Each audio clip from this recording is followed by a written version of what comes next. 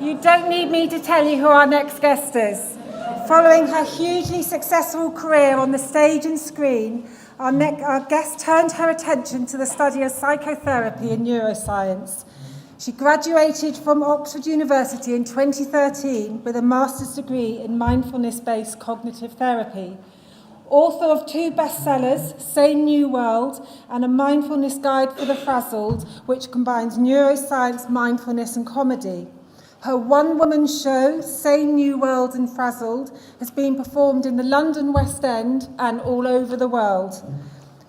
She founded Black Dog Tribe, a social networking site providing information and social support for people suffering with mental health issues. She speaks to ministers and MPs to raise money for neuroscience research and works tirelessly to break the stigma. An ambassador for Mind and Sane Charities, in 2015, she was awarded an OBE for her services to mental health. Our next guest is a champion of the work that you do.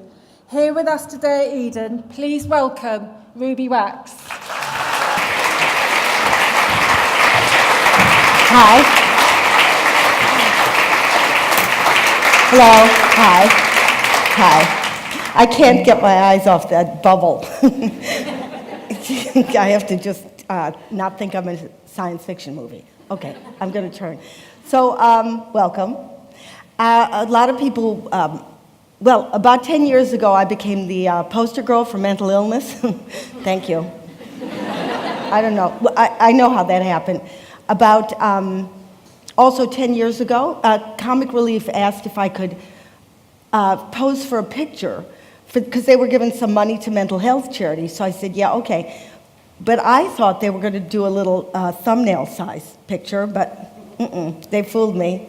They put giant posters of me, giant, all the way down the escalators in the tube station. Can you imagine my horror? All the way down. And it said on the poster, 1 in 4 people have mental illness. And it gets worse. 1 in 5 people have dandruff. I have both. I don't know who wrote that. I have no idea who wrote that. Anyway, they just kept coming all the way up, everywhere I went. So I thought, you know what I've got to do? I'm going to write a show, and I'm going to pretend that's my publicity poster. Always thinking. So I had no show, but I thought, well, I got to write something here. But I didn't want to perform it for the public, because then people would find out I was mentally ill, and good luck with the job. So I just performed it in mental institutions for the next 2 years, and, I think they liked it. I couldn't always tell because they weren't always facing front, like in there, over there, somewhere studying ants. I don't know what they were doing, but anyway, the bipolars used to say, I laughed, I cried. That's what I made up. And I had a huge following from the psychotics. Huge, it was cult. They still write to me, I'm going to kill you. But it's a fan base, so it's okay. Anyway, what happened was the show took off after 2 years, and it went to real theaters, and it went theaters around the world. It went to Australia, New Zealand, Cape Town, London, Ireland, whatever. It went all over. And then what I do in the mental institutions was they'd all take a break, right? For meds. Then they'd come back in and we'd have a discussion. I'm going back. And they ask great questions, these people. This is back in the institution. Like one woman asked me, how do you get a poltergeist out of a Hoover? Anybody? People are experts. Anybody?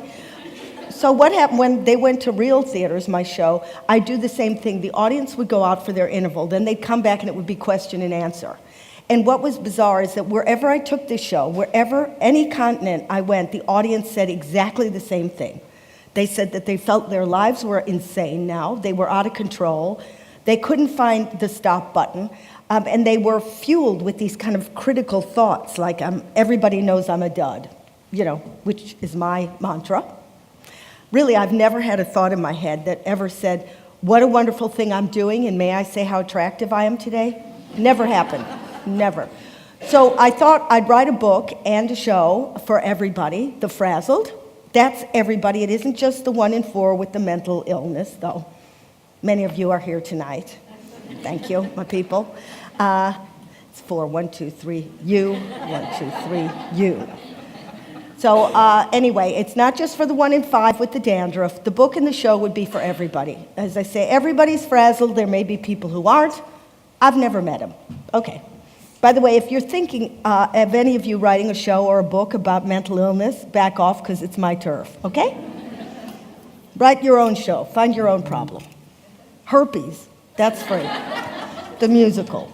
Cystitis on ice.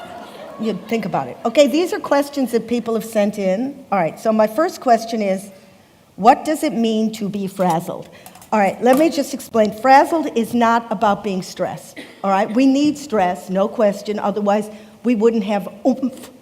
We would still be on our porch in Alabama playing the banjo.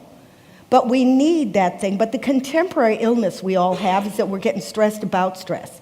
It's thinking about thinking, and we're adding the layer, right? This is what keeps you up all night. Why didn't Bob call? Why aren't I thinner? Why? Even Einstein couldn't answer that. What kind of a question? Why didn't Bob call me back? He didn't call me back because he hates me. Everybody hates me. Even I hate me. Endless. Why are we so mean to ourselves? Do you know? Did we do something wrong? I mean, you wouldn't treat your pet this badly. Honestly, there must have been somebody who started the first critical thought. There must have been the first person who came up with that one. Like maybe there was some cave dweller, doing doodles on his cave wall. Doodles. They think it's art now, but it's just doodles. Doodle, doodle, doodle. And then one day he stood back and went, well, that sucks. Or maybe there was a cave woman. It could have been a woman, suddenly out of nowhere went, does my behind look too big on this buffalo skin? Tell me the truth. What's with us? We have the biggest brains of the animal kingdom. We are so smart. I mean, we invented bubble wrap, for God's sake. We are so intelligent, but we don't know how to manage ourselves. It's like we have a Ferrari on top of our heads, but nobody gave us the keys. We are so intelligent. If you took all the computers you could get your hands on and filled the Atlantic Ocean with those computers, it wouldn't have the power that we have in our one little brain. Wouldn't have, and everybody's got one of these. Everybody. Even Kim Kardashian has one. Sadly, she's had her brain sewn into her ass, but career choice. Didn't hurt her. Might fall, but it's still there. Okay. Do we have more stress than ever before? Okay, no. Spanish Inquisition, that was tough for us, no question. A lot of sweat breaking out during the... But here's the thing. In the past, nobody ever died of stress. Nobody.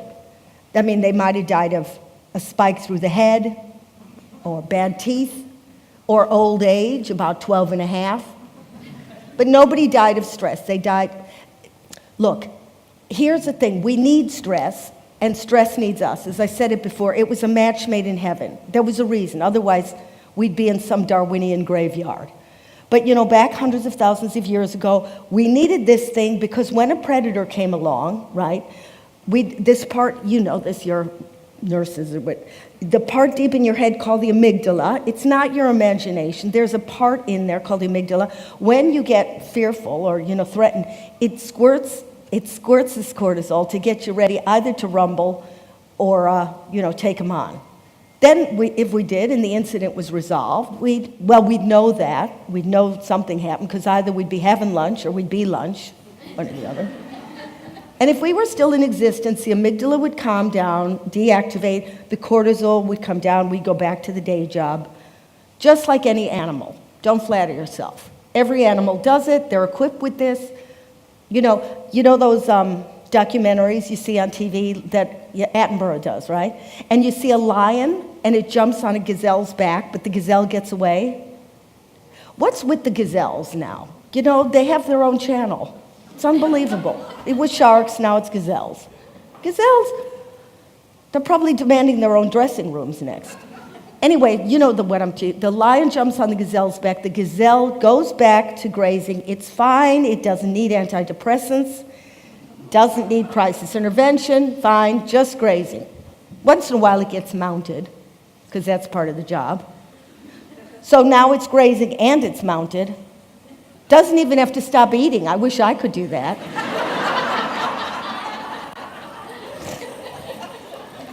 But we never graze. As humans, we can't because we're too wired, right? We can never take it easy because we're always worried. What's going to nix us next? Because we can see the future. He doesn't know that. What's going to nix us next? Is it going to be North Korea or too much salt? What? Or is it going to be Donald Trump? My gift. Don't thank me. My gift. While I'm on it, did anybody see my interview with Donald Trump? It was on YouTube? No. Do you know who I am? Anybody? What am I doing here? Am I watering the plants? Because everybody else is. Okay, I am my own biosphere here. I interviewed him, if you care to look it up. It's on YouTube. And he took me in his private jet. We were at about 33,000 feet. And he tells me, private plane, the first word out of his mouth, that he wants to be president of the United States. Next one. So I started laughing. And so he says, that's it. I've had it from her. Land the plane. Right? So he lands the plane. The pilot does. And now I'm in Arkansas with my camera crew. We had no plans. No visa. Now we're in Arkansas. Very dangerous. Don't bend over in Arkansas. So now the mission is to find Donald, so we have to go from state to state to state to hunt this guy down. I should have taken him out then. I don't know what I was thinking. Anyway, we finally find Donald. He's judging a beauty contest in Nebraska. That's the man's skill set. So I met Melania. Is that her name? Yeah. If you put your ear to her, you can hear the ocean. So anyway. No, we're wired. How do you pick one toothpaste out of 5,000 choices? Which one is gluten-free? Which one is lactose intolerant? I don't even know what it means. We're all worried that maybe Donald Trump is going to push the button, but not even to nuke us, just to send out another one of his shite tweets. Okay, here's our problem. If you had a computer, right, and it broke down because it had too many windows open, you would know what to do. You would know what to do. Shut it down, you reboot. Okay, when we have too many windows open, which I mean multitasking, and by the way, no other animal can multitask. Have you ever seen a gazelle smoke a joint and play the piano at the same time? I don't think so. Anyway, when we have too many windows open, we don't know, and we crash, we don't know what to do. Nobody told us how to reboot. No instruction manual. Nothing. Actually, do you know why we made computers in the first place? Do you know why? So we could have some spare time. Anybody know what spare time is? It's like saying, I have some spare oxygen. Doesn't mean anything. You know why we made the computers? We made them so that we could get to things that we always dreamt of doing. I don't know, flower arrange, chase a butterfly, who knows? And the computers would do all the boring stuff. Okay, well, now the joke's on us. We're the slaves, and they're having the time of their lives. Happy, they're hacking into world banks. What's not to like? Giving Stephen Hawkins an American accent. Happy party time. And then there's people who go, you've seen it on TV, they're going, yabber. Is it technology that's making us stress? Is it is it articles, technology? Okay, we put it up there. Okay, a meteorite didn't land in our gardens. We did this, okay, and it's not going anywhere. I love technology. I know what the problem is. Because in my day, if you wanted to send something, you had to glue a FedEx onto a pelican's foot and then blow them out of a cannon.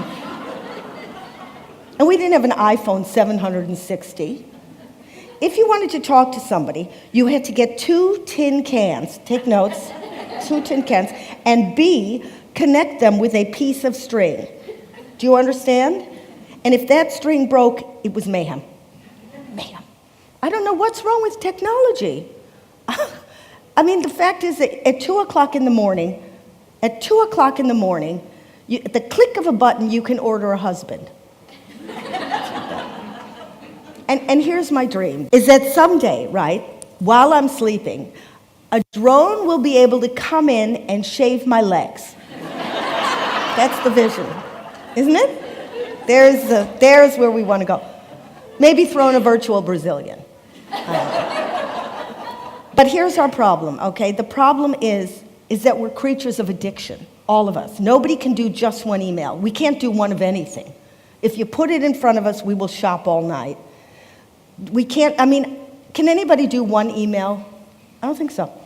I'm up all night at about 3 o'clock in the morning. My fingers are in an orgy of activity. I'm sleeping, clicking away.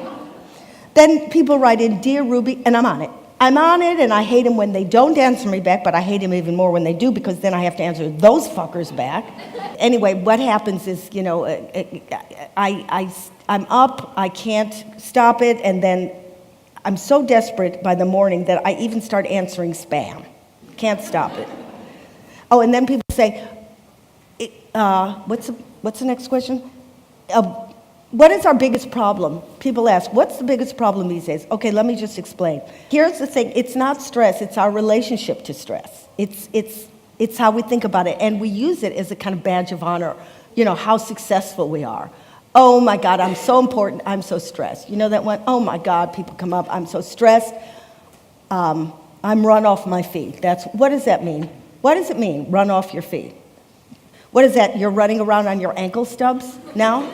I don't understand. Or, I'm so stressed, I don't know if I'm coming or going.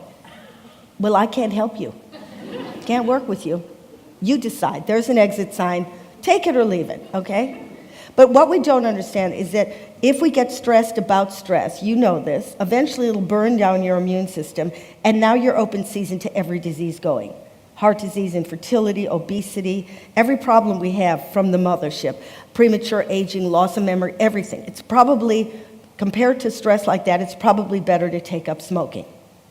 Don't say I said that. So I wanted to figure out a way if I could lower my own stress, lower my cortisol, because I put it up there.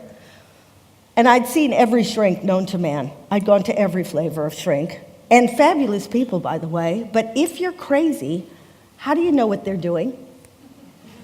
It's like choosing a paint color for your house and you're blind. I'll give you a few minutes to think about that. Anyway, a few years back, I got a degree in psychotherapy just so I could figure out who was ripping me off. So I was really curious. I went through scientific journals. I Googled it. Everything. I was tearing my hair out. What was the most successful for getting our cortisol down? It's 2017. Come on. We got to come up with something. So I researched it, and it turned out that cognitive therapy, not 100%, but had the best results, and mindfulness, and that sounded way too vegetarian, had the best results.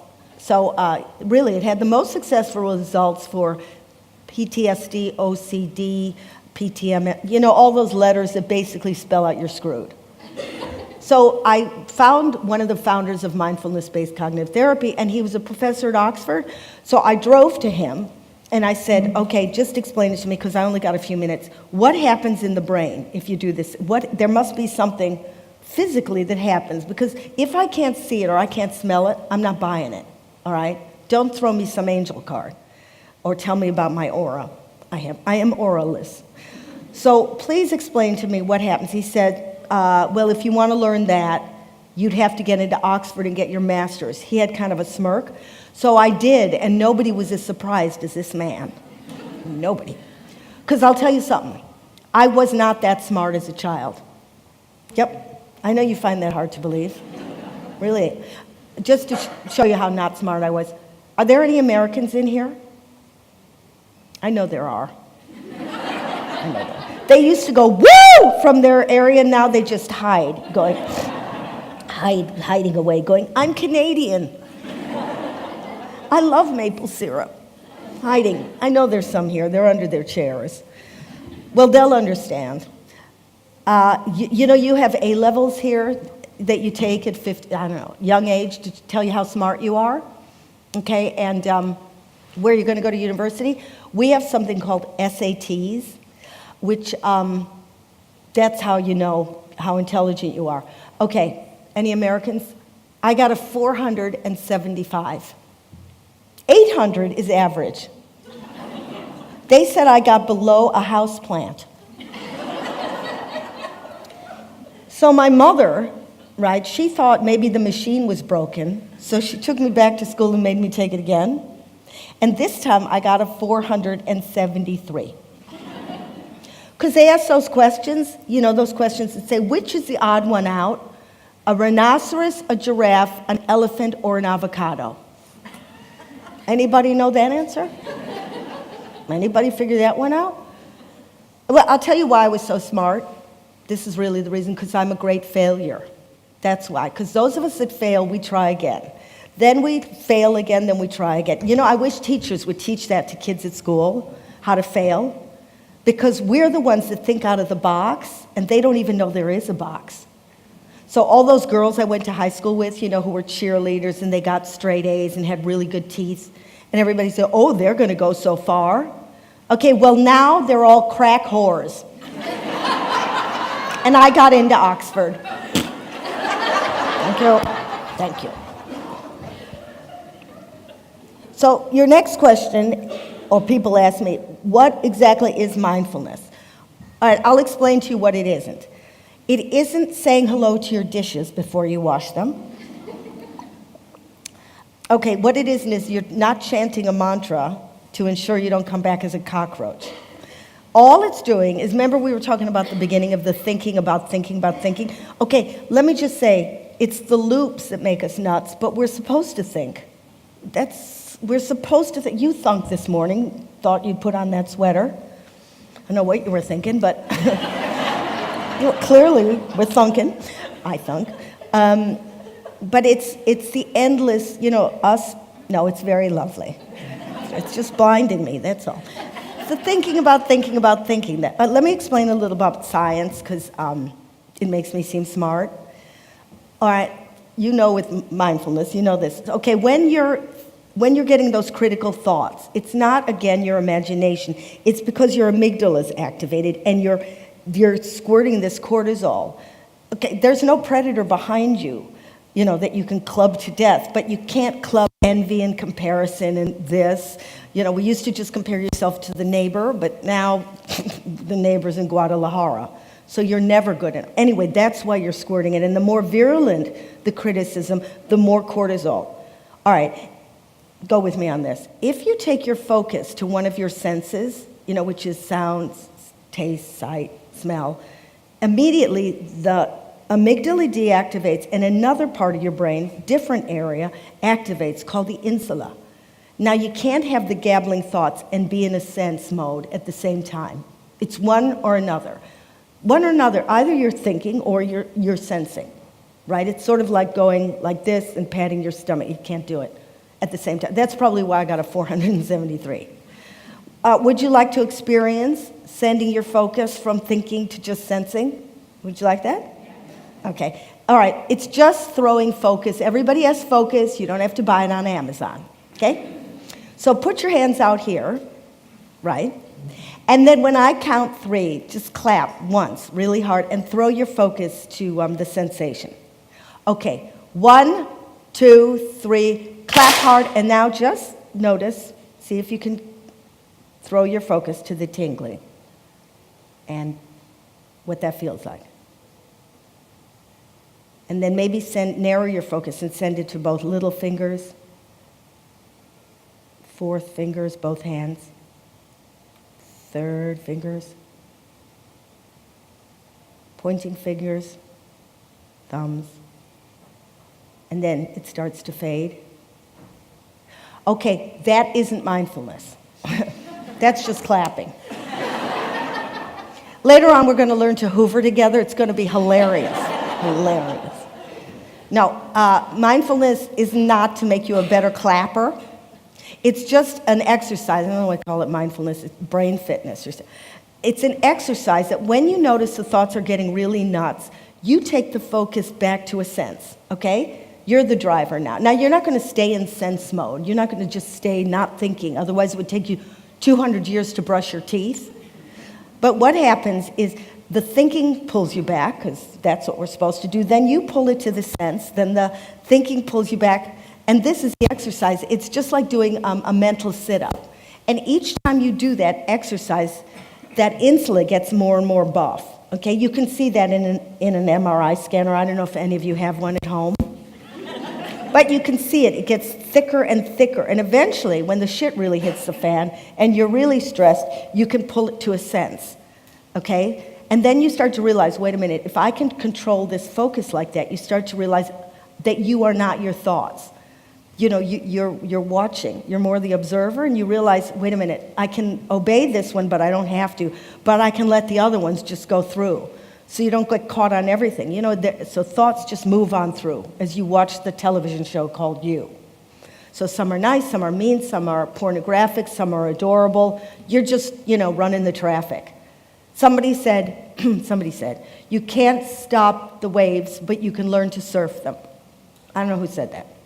Well, I said it now. It's mine. All right, so would you like to try the difference between clapping and mindfulness? Similar. All right, so just come forward, put your legs down, and come forward in your seat so that you're not slouched. That's the whole reason. And you're supporting your... Now, don't hold your neck rigid, okay? Maybe let your shoulders, just let them drop. So you're going to take your focus as far away from the gabbling as you can, which would be the other end of you. So just see if you can focus on the sensation on the bottom of both feet and where they make contact on the ground. Just from the toes to the heel, side. Just see if you can feel the weight of your feet on the ground.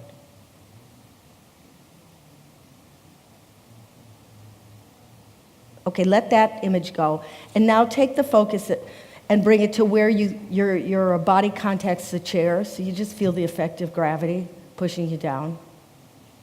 The whole outline and the weight.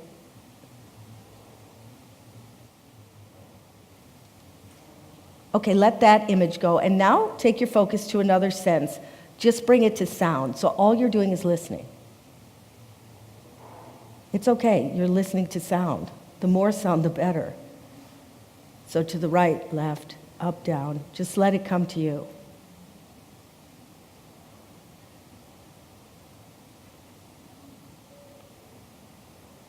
And then in a second, you're going to notice that your mind's pulled you away. You're judging the sound. You're getting angry about the sound. You're fantasizing. You've gone blank. You just notice you're not listening anymore. All you do is don't give yourself a hard time. Just take the focus back to listening.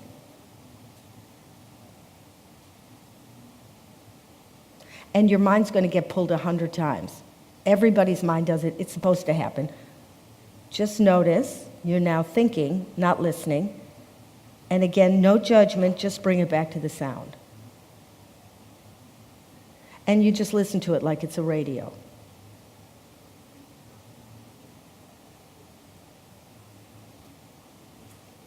And then if you want to bring this up a notch, let go of the sound and take your focus just to your breathing. So send the focus in, but don't be general.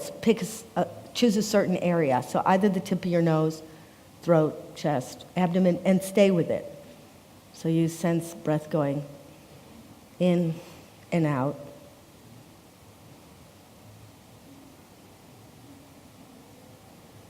And your mind's going to get pulled again. That has to happen. So again, as soon as you notice you're fantasizing, you've gone blank, you're in the past, future, that's the great thing. You've noticed. Now just don't be hard on yourself. Bring it back to the breathing.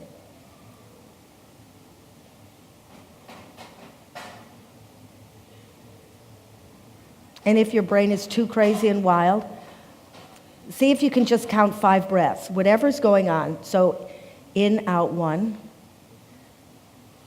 in, out 2.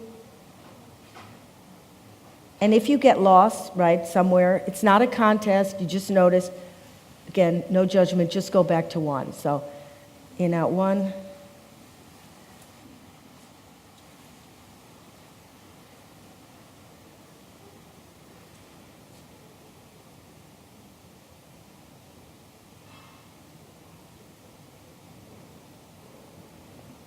Okay, that's mindfulness. You could stop. And the other thing, when you're getting that insula stronger, you're also buffing up another area which is responsible for attention. there's a part in your brain that creates more attention, less attention. Again, you have to practice this stuff because as humans, we can only focus on something for 1.2 seconds, and then our eyes flit away, our attention goes. And the more threatened we feel, the faster we flit. And again, it's not to spite us. This was a feature put in hundreds of thousands of years ago, so you could really decide quickly, for survival's sake, is it a snake, is it a stick? Is it safe, is it dangerous? Quickly. But unfortunately, we have so many distractions now and feel so threatened, we're flicking more than we are living. I really got that I was so distracted that I probably missed most of the important stuff. If you want to know how I define happiness, it's not that complicated. It's being able to focus on what you want to focus on and not get dragged away to what you don't. I really understood how little I pay attention because I missed my kids' childhoods completely. I was on the telephone. Who was I talking? They still ask me to this day, was I cute when I was born, or I don't know, what was my first word? And I go, don't tell me. Don't tell me. I know the name. I was on the phone. Couldn't get off I was addicted to this thing. I remember once I phoned them and I explained how to take off the nappy and put another one on. They're standing there. But, because I do that brain buffing thing, it's not just because that's why I do it. There are days now when I'm talking to my kids and I realize I'm typing and I'm talking, because you get that kind of observer thing. And on a really good day, I can make a decision, type or talk. And if I decide talk, I can actually get the lid down. It's a miracle of the computer, and then give them my focus, even if it's like the most boring, I'm focused. And they can feel it, so sort of all is forgiven. Because the most flattering thing you can do to another human being is give them your attention. There is no greater gift. Honestly, when you're talking to people, and you pretend you're listening to them, they can tell you're not listening. They can't tell you're thinking about a sandwich, but they know your brain is out of town. So honestly, if you focus, and by the way, you have to, again, it's like a ballerina at the bar. Sometimes when I go to a party, I'll say, put me next to the most boring person so I can really hone that in. So I'm sitting there going, ooh, tell me more about the worm farm. Trying to stick in there. If you practice that attention, people will give you everything. Keys to their car, their wives, their house. That's not why you're doing it. But you know what I thought is really interesting that I learned about attention? That wherever you focus it, wherever you're zeroed in with your attention, that defines who you are in that second. So if you're on holiday in Spain, but your mind is in the office, you might as well save your money, get back on the plane, because that's where your mind thinks you are. Honestly, I understood that when a few years ago I was in Melbourne. That really came home to me. And I was on, let me explain. There's an eclipse of the sun going on. It only happens every 200 years, all right? And what I'm doing is I am imagining I'm on the telephone, imagining it, rehearsing what I'm going to say the next day to somebody at the white company. I've already asked for the manager in my mind, and now I'm going to rip his neck off because somebody has sent me a single duvet instead of a king-size duvet. I'm yabbering. There's not even a white company in Melbourne. The moon is going in front of the sun. This is going to happen again in 199 years, and I am in my imagination with somebody at the white company. And I'm thinking, if I died in the next few seconds, would I want my mind to be in the white company? And I thought, well, if there's a 20% sale, then that's okay. That's okay. Then another question is, does mindfulness make you change who you are? All right, let me explain who we are, okay? As humans, all we are is a slosh bucket full of genes and experiences. That's it. That's it. I'm sorry if there's a Mormon here. That's what we are. And out of that murk comes these habits of thinking that we play over and over again, but that's not it. That's just a habit. So we start, whenever we feel threatened, we start to hold on to a stereotype of ourselves because it's better the devil you know. Because one thing we hate is change, and your friends hate it too. So we keep with this identity because we really do hate change, and that's the only thing you can depend on. So whenever somebody gets me frightened or hits my trigger, I turn into this kind of pathetic character that I was when I was 13, because I get scared, so I batten down the hatches. I'll read to you. This is something from my diary in my book. I'm better now, but this is the last time this happened. Not the last time, it still happens. Okay, this is me. I'm in Edinburgh. I'm at a dinner, and I am sitting next to Brian Cox. I am sick to my stomach because he is a molecularologist, somethingist, bionuclear somethingist. He's beautiful and looks 10 years old. I try to pull out something from the black hole called my brain, giving it my best shot. I say, okay, now I'm 13. Tongue is sticking to the roof of my mouth, and I'm going, Brian, if there are infinite parallel universes, which means there are zillions of me's, how am I able to put food in my mouth with just one fork? I asked him that. I asked Brian Cox that question. For a minute, he thinks I might have a point. But because I start burbling, he knows I know nothing. He then gives me a dead, uncomprehending face that's beautiful. I have no cards to play. For want of something else to do, because it's always me that has to fill the silence, I know I asked Brian Cox what his favorite color was. Evening doesn't end well. Okay, back then, I flagellated for weeks on end, bolting up during the night for weeks, going, oh my God, shit, what have I done? Shit. Okay, the difference is, if something like that happens to me now, I've got it down to 3 days of bolting, and I am down to 2 shits. Thank you.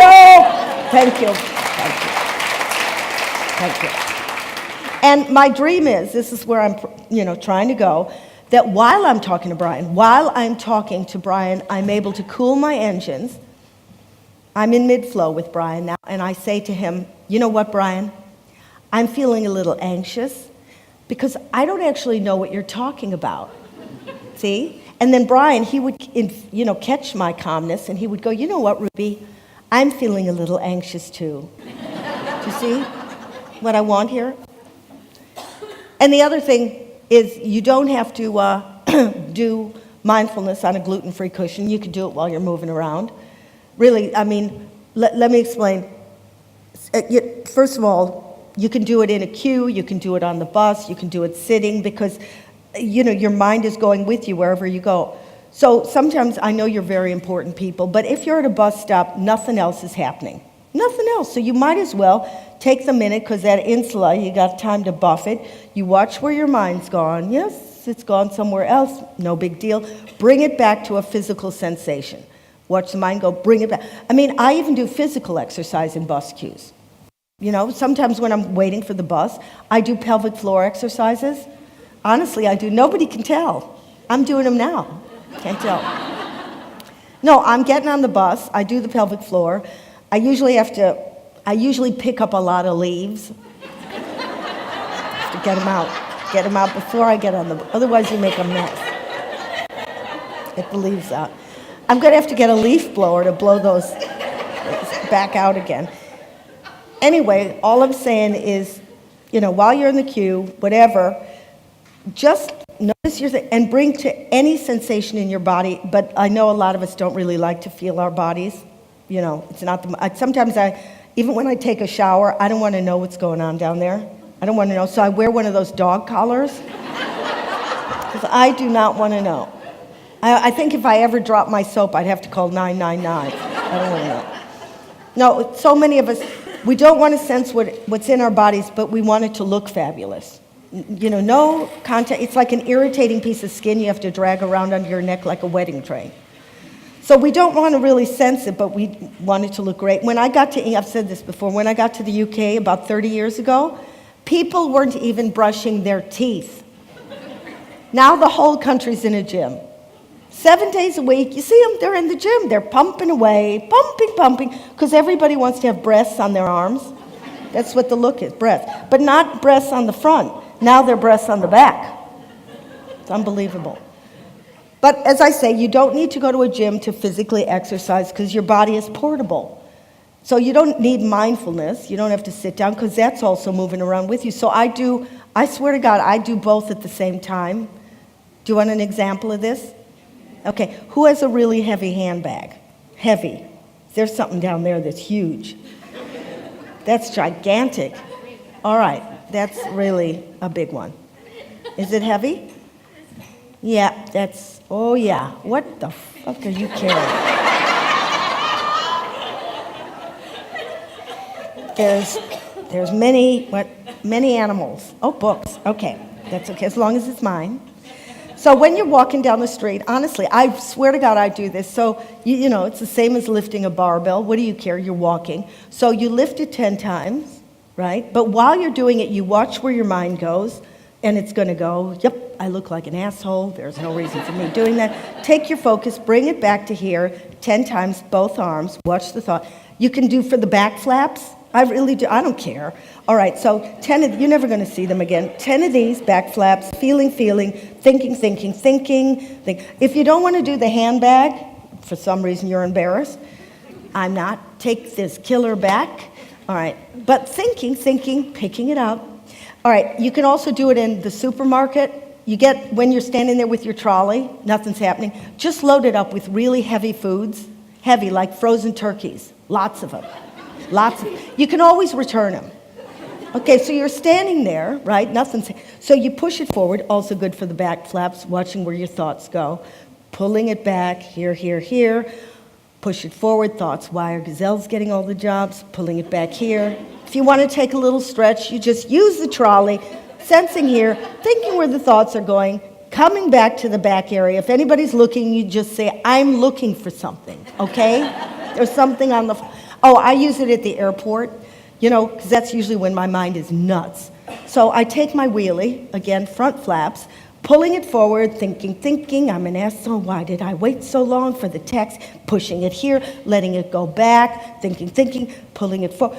Don't ever do this while you're walking your dog because you'll just kill him. Push it forward, thinking, back, push it forward, thinking, pulling it, chihuahua. Oh, here's another place, the elevator, okay? When you're in an elevator, right, nothing's going on, so you know they have that metal bar. So you just put your hand there, feel the sensation, watch where your thoughts go, come back here. And if somebody's looking at you, you go, I'm getting fit, you're not, screw you, okay? That's what I do. That's my regime. Thank you.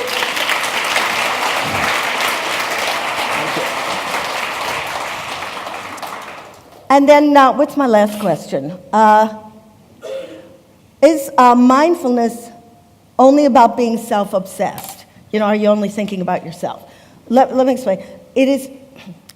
You're doing this so that you can lower your cortisol and then your stress. And when I lower my stress, it affects the next person. Because that's how we are as humans. It's a ripple effect. I love this expression. We work like neural Wi-Fi, so that if I can calm myself down, it passes to my kids, because we're infectious. Okay, then it passes from your kids to their friends, friends to the neighbors, neighbors to the community, community to the city, city to the planet. See, to me, that's being really politically responsible. I say, fix yourself and then go save the world. Okay, I mean, it's true. We work like an orchestra. If you don't believe me, go to a cinema. People laugh and cry at the same time. Honestly, try this one. See if, they probably aren't, but see if they're playing Toy Story 2 anywhere, and then try to find it. And don't look at the screen, look at the audience, okay, and watch what happens when Jessie sings When She Loved Me. Okay, I had to be carried out by the paramedics. Honestly, nobody lost about 200 pounds in mucus. The other thing that mindfulness, I have a real hard time saying this word. I can't really, okay. It provides compassion. I cannot say the C word. It's too gooey. And I said to my professor, I can't get into that one. And he said, you know, because I have depression and I stigmatize myself more than anybody else. So he said, the fact that you even try and do mindfulness and watch what's going on in there, he said, that's self-compassion. And so I realized that when somebody's like flinging their anger at me, that they might be hearing their own critical thoughts, and it has nothing to do with me, nothing to do. So I try to stop myself from flinging my rage back at them, and that's as compassionate as I get, because I really loved anger. You know, that was my drug of choice, rage. Like when somebody flips their anger, I used to love giving it right back, because you get that antler lock. Do you know what that means? Like you get that reptilian rage. It was delicious. I used it I never used it on my friends. I'd use it on traffic wardens. I would. I'd go, just come here a minute. Come here, turn the corner a second, okay? And then I'd fling my bile at them. I don't do that anymore, but I still have a really good way of dealing with traffic wardens. I'll just share it with you. Okay. When somebody gives you a speeding ticket, right, or you get a ticket for parking, for the women, all right, don't try it if you're a man. The cop comes over to you, just put your hands here and then say any 3 letters, any 3. I got stopped once and I said, I'm sorry, I've just had a BBC. And they went, okay, keep driving, because they don't want to know. Just keep driving. Just any 3 letters, any 3, going, no, I've just had a UFO. They go, oh, I don't want to know, I don't want to know. So, you know, with this compassion thing, when as crazy as my parents were, I realized that when they, probably their recordings were so intolerable that they had to flip their anger onto somebody, and I happened to be in the firing line. So now when my kids treat me the way I treated my parents, except I had a reason, I actually, I can feel myself turning into my mother. My whole my DNA changes, and I can feel myself. I'm suddenly like a cobra about to kill its prey.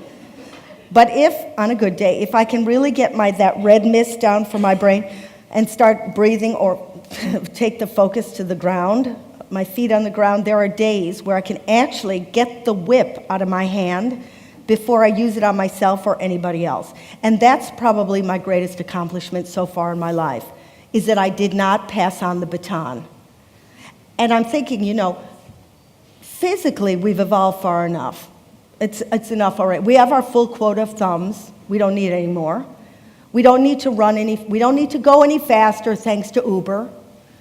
But if we're going to survive, we're going to have to upgrade our minds as much as we've upgraded everything else, because technology is doing fine. It's a masterpiece. It's doing fine without us. But if we're going to be able to cope with the slings and arrows of outrageous fortune, we're going to have to literally come to our senses. And so I hope in the future it's not going to be so much survival of the fittest, but more survival of the wisest. So thank you. That's all I have to say. Thank you. Thanks.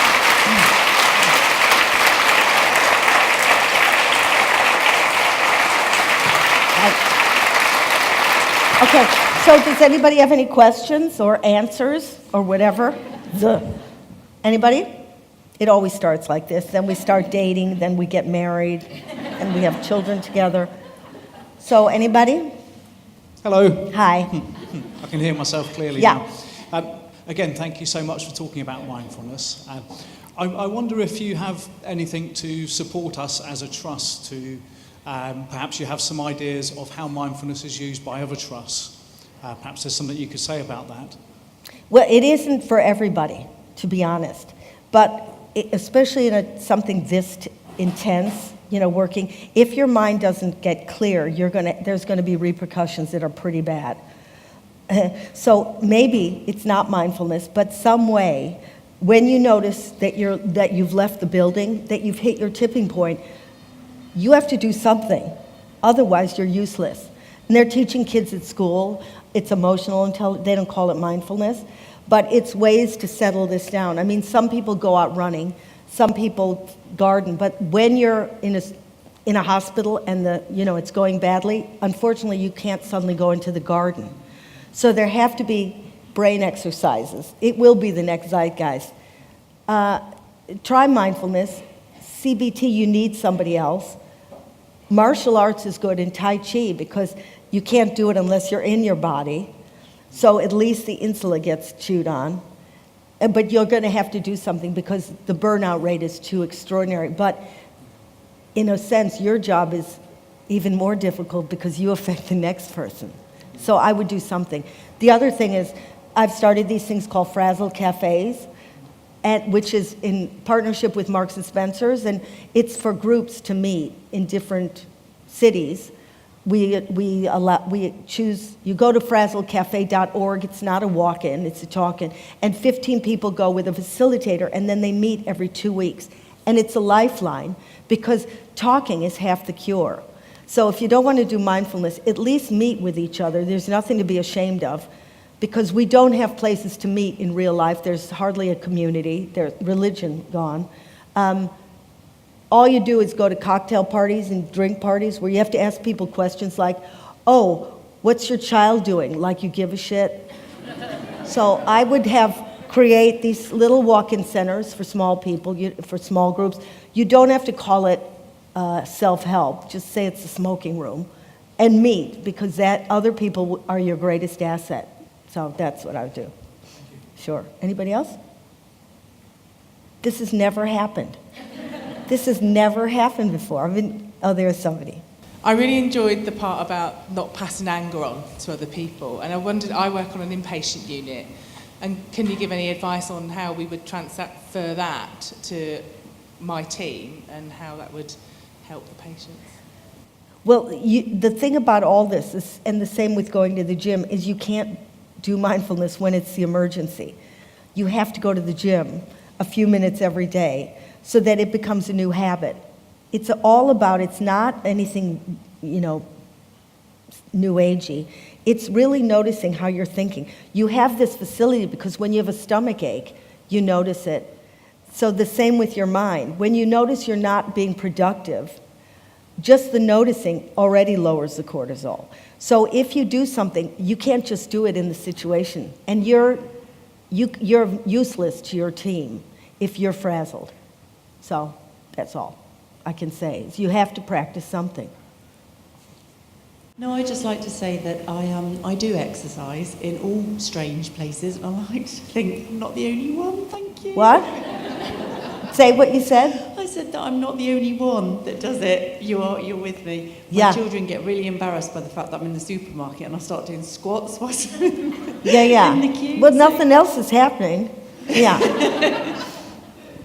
Yeah, no, it's really useful to not be embarrassed. You're making yourself better. So what do you care? You're not going to see these people again. Okay. Oh, one more. Why did you choose micro-exposed cognitive therapy over DBT? DBT is the same thing. There's a lot of things. All roads lead to Rome. You'll also get it from therapy, certain therapies. But the thing is, you want to keep paying that money, and good luck finding a good one. So there's many things where you can start to watch your mind. But the problem is we're in an age where it costs money, whereas mindfulness, you learn it, you're on your own. Is that the question? Okay, thanks. But DBT is the same thing. Oh. Okay, thank you. Thank you. Now I can go to the bar school.